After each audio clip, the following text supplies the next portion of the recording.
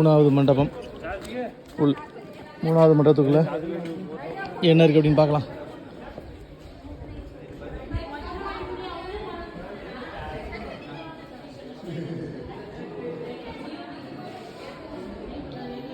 பெருசாலாம் ஒன்றும் இல்லைங்க.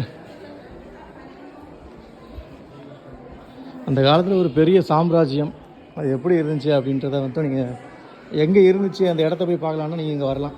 மற்றபடி இங்கே வந்து ஒன்றுமே இல்லை.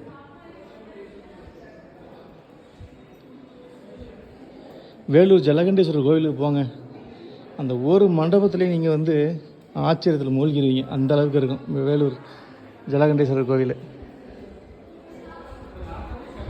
எங்கே நம்ம இதுக்கு மேலே இதை சுற்றி சுற்றி வர்றது அப்படின்றது வேஸ்ட்டு.